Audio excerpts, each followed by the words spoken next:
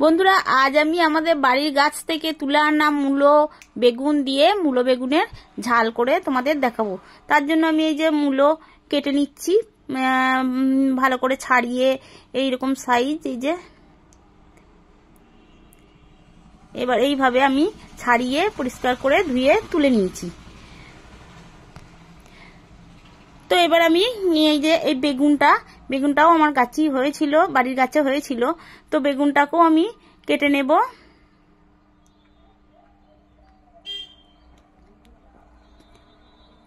এইভাবে আমি বেগুনটাকেও কেটে জলের মধ্যে দিয়ে পরিষ্কার করে ধুয়ে তুলে নেব। তো বন্ধুরা আমার সব কাটা ধোয়া সব রেডি। এবার আমি কড়াইয়ের মধ্যে জল দিয়ে দেবো অল্প করে। তো অল্প করে জল দিয়ে দেবো, দিয়ে আমি এই মূলোগুলো একটু ভাপ দিয়ে নেব। কিছুক্ষণের জন্য একটু ঢাকা দিয়ে দেব। তো ঢাকা খুলে আমার মূলো মানে একটু নরম হয়ে এসছে। এবার আমি তেল দিয়ে দিচ্ছি। তেল দিয়ে কড়াইয়ে তেল দিয়ে এবার আমি বেগুনগুলো একটু হালকা করে ভেজে নেব। তো আমার বেগুনগুলো ভাজা হয়ে গেছে, দেখতে পাচ্ছ বন্ধুরা। তো বেগুনগুলো আমি এবার তুলে নেব, নিয়ে ওই তেলের মধ্যে আমি মূলোটাকে একটু হালকা করে ভেজে নেব। তো মূলোটাও আমার ভাজা হয়ে গিয়েছে, মূলোটাকেও আমি এবার এই পাত্রের মধ্যে তুলে নেব।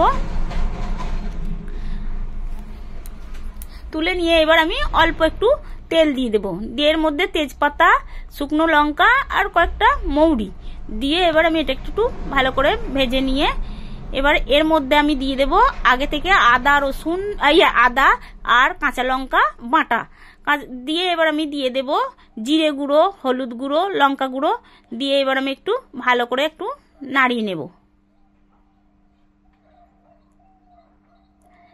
এবার আমি দিয়ে দেব অল্প একটু চিনি আর পরিমাণ মতো লবণ দিয়ে আমি মশলাটাকে ভালো করে কষিয়ে নেব। কষিয়ে নিয়ে আমি দিয়ে দেব ভেজে রাখা মূলোগুলো দিয়ে আমি মূলোটাকে একটু ভালো করে নাড়িয়ে নিয়ে তারপরে আমি দিয়ে দেব বেগুনটা। তো বেগুনটা দিয়েও আমি এবার একটু ভালো করে কষিয়ে নেব, দিয়ে সামান্য একটু জল দিয়ে দেব। জল দিয়ে এবার আমি এটাকে ভালো করে একটু ভেজে নিয়ে আমি ঢাকা দিয়ে দেবো। তো ঢাকা খুলে আমি দেখে নেব আমার এটা হয়ে গিয়েছে। তো হয়ে যাওয়ার পর যেটা দিতে হবে সামান্য একটু কর্পূর। এটা কিন্তু কর্পূর ছাড়া একদমই ভালো লাগবে না বন্ধুরা। তো কর্পূরটা যেন অবশ্য করেই দেবে, কর্পূর দিলে ভালো লাগবে, না দিলেও ভালো লাগবে। তো আমার এটা রেডি হয়ে গিয়েছে।